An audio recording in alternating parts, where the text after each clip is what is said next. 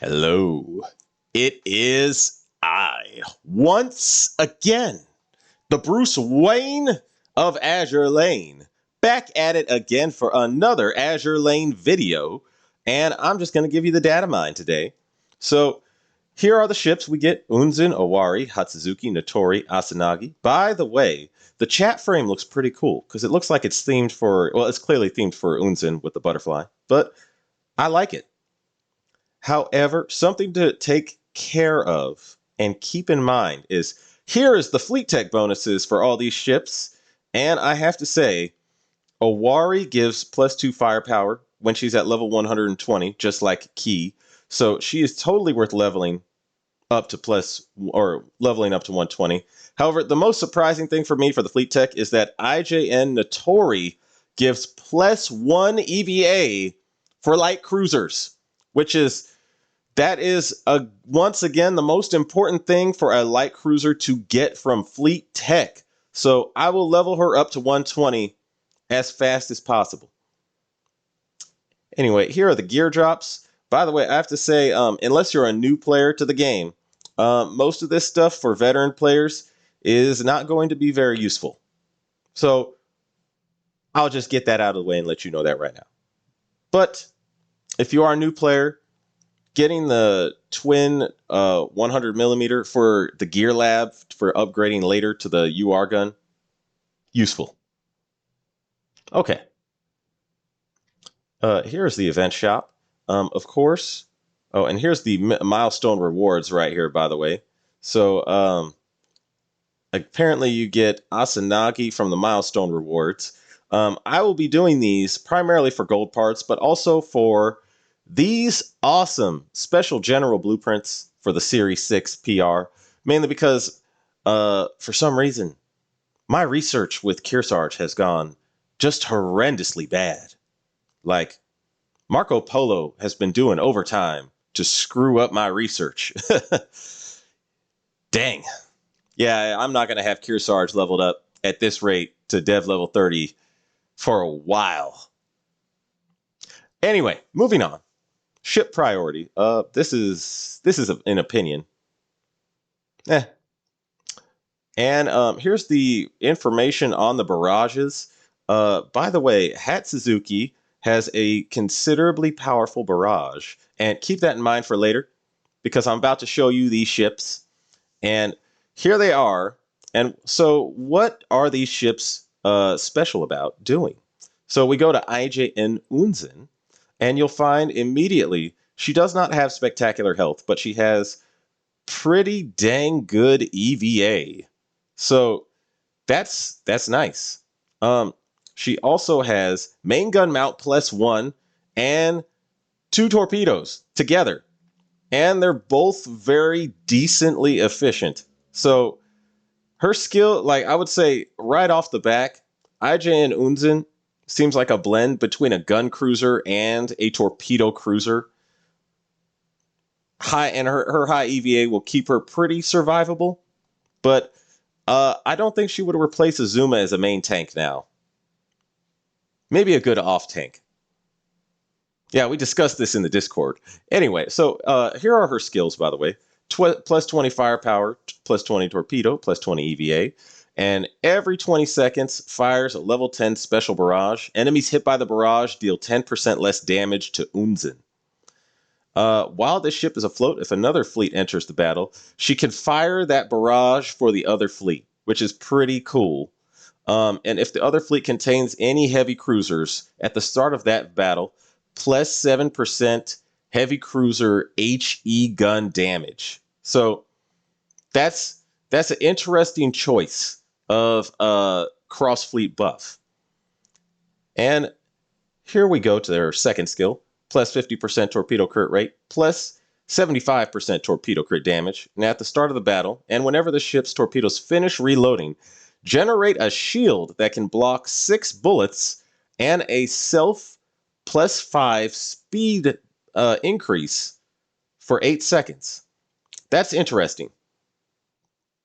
Yeah, she got good torpedoes, but it seems like you might want to equip, depending on how good this performs, faster loading torpedoes on her. rather than shoot for maximum damage. Another thing, just the cherry on top of the cake for Unzen, she has a ghost gun. Apparently, it's not that great, but her merely having a ghost gun is good for killing suicide boats. So that's a very good. She doesn't lose out on being a main tank if you were to use her one. Because one of the problems with torpedo heavy cruisers is suicide boats is not their specialty. And now, moving on to IJN Owari. Also, the main gun mount +1 she gets would help her with suicide boats too, now that I think about it. So, moving on to IJN Owari. What's funny about her is she actually has this interesting bonding skill. So she will like somehow form a bond to another ship, and when she's bonded to that ship, she gives herself a 20% firepower and 20% hit and 20% reload buff, which is pretty. That's a pretty good buff to herself, and to the ship that she's bonded to, if that's in the main fleet, she gets that ship gets +15 EV or +15 AA, excuse me, and -10% damage taken. And if it's in the Vanguard, +15 firepower and +15 torpedo. So interesting choice of it's actually kind of like a succubus, getting bonded to ships. And her next skill, when this ship fires her main guns, 75% chance to trigger a special barrage and increase the damage dealt by key class battleships in the fleet by 10% for 10 seconds. If the flagship has the bonding effect, or the flagship is an IJN ship, or the flagship is a battleship, battlecruiser, or aviation battleship, increases trigger chance by 25. So 100% chance is going to get guaranteed to fire the barrage. So interesting choice. She's a little bit of a buffer for her sister.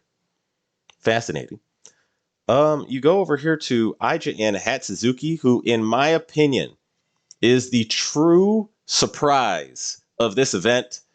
So IJN Hatsuzuki, by the way, gets main gun mount +1 for a destroyer. Her gun efficiency ain't spectacular, but the fact she has main gun mount +1 is still very good. Now you go over here to her skills, and I'll just skip to her second skill because this is the surprising one. 10% EVA takes 15% less damage from cruisers when this ship is afloat. -5% damage taken to everyone in the fleet. And then when her HP is lower than 35%, she gets a self-heal for 10%. But the -5% damage taken to everyone in the fleet is an incredibly useful skill for a destroyer to have. I was actually joking that USS Johnston, whenever she is introduced into the game, should absolutely have this skill, or a skill like this. So now she basically gives, it's almost like IJN fleet got another whole fleet buffer in the faction. Not it doesn't say it goes only for IJN ships, so it's not limited to faction even, which is different from New Jersey's -5% damage taken buff, or mainly because that's only limited to Eagle Union ships. So this skill alone makes her a very useful destroyer. And then her first skill, at the start of the battle, for every IJN ship in the fleet, +5% firepower and torpedo with a maximum stack of 3. And at the start of the battle, 10% crit rate and a 5% EVA rate. And then she has a every 15 seconds fires a level 10 special barrage. And remember, I showed you earlier, the barrage is actually very powerful. So Hatsuzuki is the real surprise ship out of this event. This may actually be the most useful destroyer possibly in Azur Lane ever introduced. Yeah, high utility and decent damage. Hatsuzuki. I'm gonna skip IJN Notori, and I'll just let you know she is totally useless. Outside of leveling her up to 120 for that +1 EVA for your light cruisers. Yeah, she's not very good.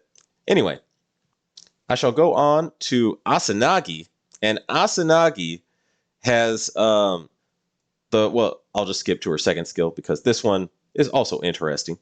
Every 20 seconds, all Vanguard fleet gets minus 10% damage taken and plus 15 EVA, AA, and torpedo for 10 seconds. So that is another good that's another good buff. But it only applies to the Vanguard, but still, and it only happens every 20 seconds. But still, that's a pretty good buff. Then when this ship, her first skill, when this ship fires her main guns, 50% chance to trigger a level 10 special barrage. Enemies hit by the barrage get set to 0 speed for 3 seconds, or 0.3 seconds actually. So, and it has a 10-second cooldown between activations. So she has some kind of it's a short slow. It's probably not good to try and sync it up with like, I don't know, any other ships for attack reasons, but the fact that it's there is also a good debuff to the enemy. Yeah, interesting. IJ and Hatsuzuki, though, surprise of this event. And then Nachi gets a retrofit. I'll just let you know she basically just gets the command cruiser skill, and she gets some buffs to her efficiencies and her other stats. I don't really see any. I don't really think this makes her all that useful unless you're using her exclusively for waifu reasons, which is 100% understandable. Understandable completely. And now I'm going to go to another thing I'm excited for this event, the UR Japanese HE Heavy Cruiser gun.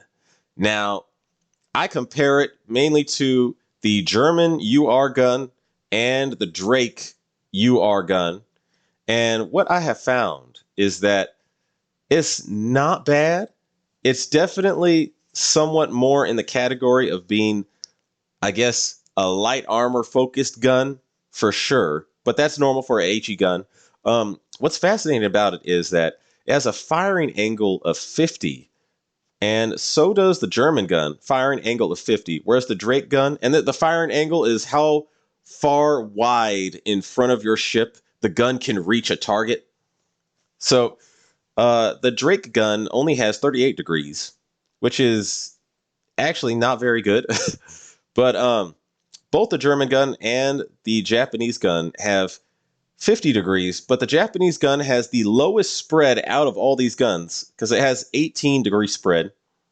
So you are more likely to land more of the rounds that are fired out of this gun on the targets. Then the German gun comes next, and then the Drake gun would be last here. I would say this, out of all these guns, how does this stack for practical purposes? So at heavy armor, it's clearly way inferior, but that's typical of an HE gun. I guess what I'm trying to decide between these UR guns is which of these is the best overall. And I have to say that award would go to the German gun, mainly because if you look at the raw stats here, if you like maximum enhanced them, the German gun has still like stupid high damage on medium armor. And then when it comes to heavy, it's not too far behind the Drake gun, but you're much more likely to get more rounds on the target using the German gun anyway. So, and then clearly both the Drake gun and the IJN gun are still way better for heavy or light armor per se. But it's not too bad on light armor. I would say the German gun is still probably the overall best gun for most situations that involve fighting mixed armor. Yeah, I'm going to upgrade the German gun to plus 13 when I get one. But this Japanese gun is not too bad. And when it comes to light armor, it is absolutely devastating. So that is the Datamine in a nutshell, at least what's available right now. Yeah. So I'll be doing this event with you guys. I look forward to it. I am excited for getting these ships. To me, the real surprise is still IJN Hatsuzuki. So I will just say this. Out of all these ships you could get Unzen for sure, but IJN Hatsuzuki is highly recommended. Anyway, that is all I got for you today, guys. As always, if you like my content, please like and subscribe. And I would like to wish all you Shikikons a farewell and following seas. Take it easy, guys.